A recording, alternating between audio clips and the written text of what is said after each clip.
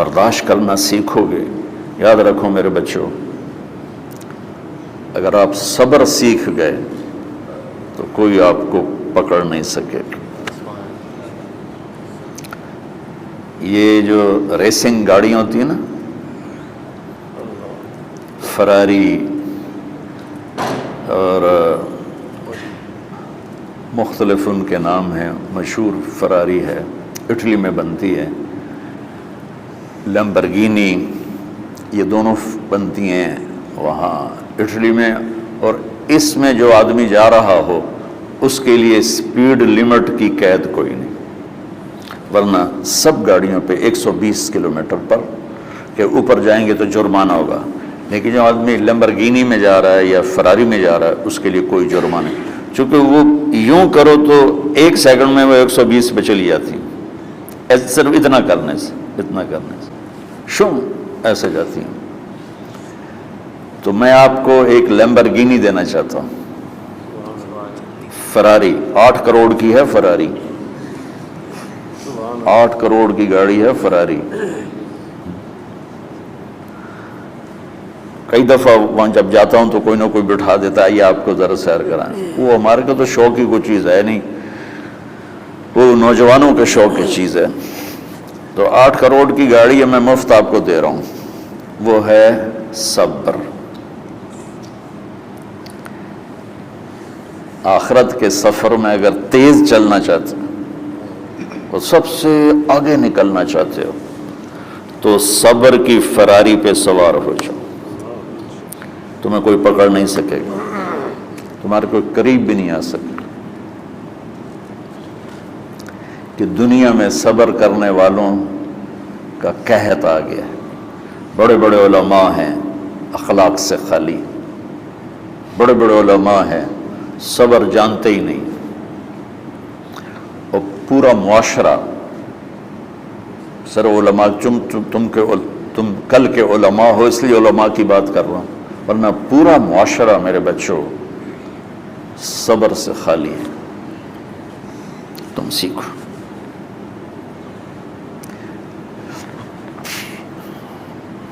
دیکھو میری ایک بات سنو، علم کی کمی ہو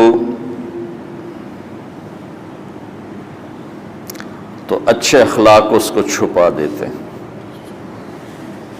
اخلاق کی کمی ہو تو بڑے سے بڑا علم بھی اسے چھپا نہیں سکتا۔ سارے عیب ہوں اور اخلاق اچھے ہوں تو اخلاق وہ چادر ہے جس میں سارے عیب چھپ جائیں گے، بس ساری صفتیں ہوں اور بد اخلاق ہو تو ہر صفت کو بد اخلاقی چھپا دے گی۔ میرے نبی نے نماز لمبی پڑھی، اللہ نے روک دیا، کہا نہیں چاہیے، ما انزلنا علیک القرآن لتشقی، مختصر نماز پڑھیں، درمیانی نماز پڑھیں۔ پیسہ سارا خرچ کر دیا، اللہ نے روک دیا، ولا تبسطها کل البسط، میرے نبی سارا خرچ نہ کرو، کچھ بچا کے بھی رکھو۔ تبلیغ میں اپنی جان کھپائی، اللہ نے اس سے بھی روک دیا، فلا تذهب نفسك علیہم حسرات، تبلیغ کرو خود نہ مر جاؤ۔ تبلیغ کتنا بڑا عمل ہے، اللہ نے کہا اعتدال سے۔ نماز کتنا بڑا عمل ہے، اللہ نے کہا درمیانہ ہاتھ رکھو۔ مال خرچ کرنا کتنا بڑا عمل ہے، اللہ نے کہا درمیانہ ہاتھ رکھو۔ جب میرے لیے میں نے اخلاق میں بلند پرواز دکھائی تو اللہ نے کہا شاباش انک لعلی خلق عظیم، میرا نبی میں آپ کو شاباش دیتا ہوں، آپ کے اخلاق بڑے عالی شان ہیں۔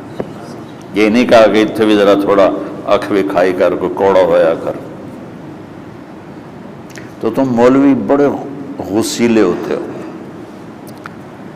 تم میرے بچے بیٹھو نا اس لیے بات کر رہا ہوں، صبر نام کی شے ہی نہیں ہوتی۔ فقہ پڑھنا تو ہماری مت ماری جاتی۔ قرآن کو بھی فقہ کے انداز میں پڑھتے ہیں، حدیث کو بھی فقہ کے انداز میں پڑھتے ہیں۔ بخاری سے زیادہ امام بخاری پڑھاتے ہیں۔ ترجمۃ الباب پہ اتنا وقت لگا دیتے ہیں کہ حدیث جو اصل چیز ہے اس کی طرف توجہ نہیں جاتی۔ امام بخاری کی کتاب کا مقدمہ کوئی نہیں، تو اس پر جب بخاری شروع ہوتی ہے تو ہفتہ ہفتہ اس پہ سبق چلتا ہے کہ امام بخاری نے مقدمہ کیوں نہیں لکھا، جی میں سارے مل کے یعنی امام صاحب نے تو گلاں کیتی جاندی۔ میں اس کا اتنا آسان 1 منٹ میں اس سارے سبق کو ختم کر دیتا ہوں بخاری شریف کے، کہ دیکھو بھائی امام صاحب کا دل نہیں کیا مقدمہ لکھنے کو، اس لیے انہوں نے نہیں لکھا۔ گل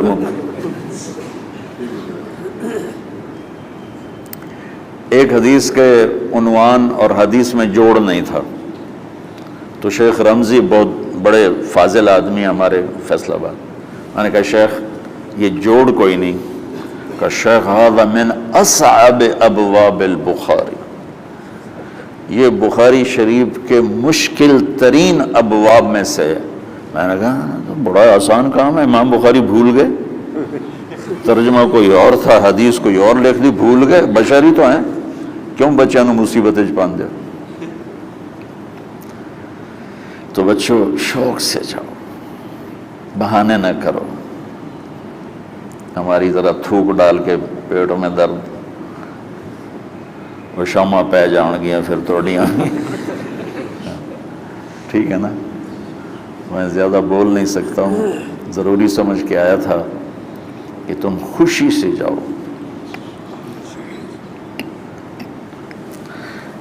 پھر اس میں جو ناگواری آئے گی اسے برداشت کرو گے تو پھر آپ کا صبر بڑھے گا۔ تمہیں صرف میری شہرت نظر آتی ہے، اس میں جتنا مجھے صبر کرنا پڑا ہے وہ تمہارے سامنے نہیں ہے، جتنی کڑوی گولیاں میں نے کھائی ہیں لوگوں سے وہ تو تمہیں نہیں پتا۔ اب تمہیں اتنا نظر آتا ہے کہ واہ واہ ہو رہی ہے آگے پیچھے لوگ، میرے اللہ کا کرم ہے، میری کیا اوقات، آج ہوں کل مر جاؤں گا، اولاد کو بھی یاد نہیں رہے گا کہ طارق جمیل کون تھا۔ جو ہے اس میرے رب کا کرم ہے، مجھے اپنی شہرت سے کبھی دھوکہ نہیں لگا، تو میرے بچوں اس لیے بتا رہا ہوں، کوئی فخر نہیں، کہ مجھے اپنی شہرت سے کوئی دھوکہ نہیں، ایک لمحے کے لیے بھی مجھے دھوکہ نہیں، میرے دل کی گہرائیوں یہ بات اتری کہ سب میرے اللہ کا فضل ہے، اور برائی کرنے والا اور اچھائی کرنے والا میری نظر میں برابر ہو گیا ہے۔ برابر ہونے کا مطلب پہلے سمجھو، تم مجھے گالی دو گے مجھے تکلیف ہوگی، تو میری تعریف کرو گے مجھے خوشی ہوگی، اس کو برابری نہیں کہتے، وہ تو ایک طبعی چیز ہے۔ یہ میں نے ہاتھ پہ اپنا ہی ہاتھ مارا تو اس کو درد ہو رہا، تو اگر میں مولوی شوکت صاحب سے بدتمیزی سے بات کروں گا تو ان کو تکلیف ہوگی، اور میں ان کی قربانیاں بیان کروں گا، یہ ذرا کھڑے ہونا، ادھر ہاتھ دو، یہ اس سارے نقشے کے بانی ہیں، یہ پہلی اینٹ ہے، یہ 3000 روپے اس وقت لے رہے تھے 1985 میں 86 میں کراچی،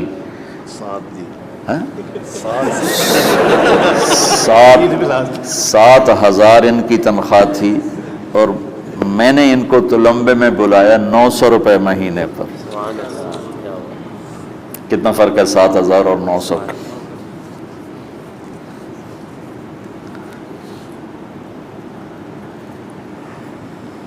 لوگ میری تعریف کرتے ہیں، میں اللہ کا شکر ادا کرتا ہوں، اور اس پہ میں تکبر میں نہیں آتا۔ یہ ہے مدح اور ذم برابر ہو جائے، یعنی تعریف کرنا اور برائی کرنا برابر ہو جانے کا مطلب یہ نہیں ہے کہ برائی سن کے اثر نہیں ہوتا اور تعریف سن کے اثر نہیں ہوتا، نہیں، برابر ہونے کا مطلب بتا رہا ہوں، اس کی توفیق تائید رحمت اپنی اولاد کو بتا رہا ہوں۔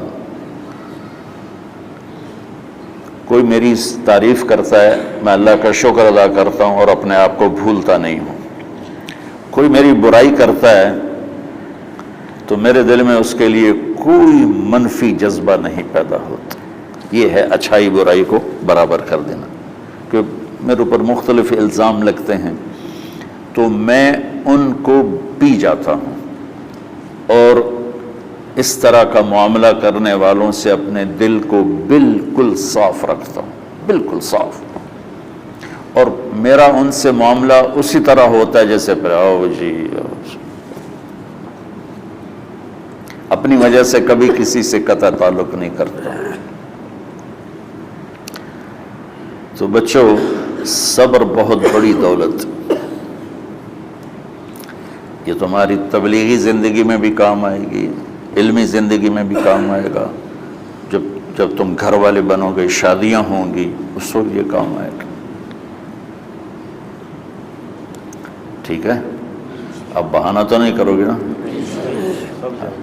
خوشی سے جاؤ گے نا؟ چلو، السلام علیکم.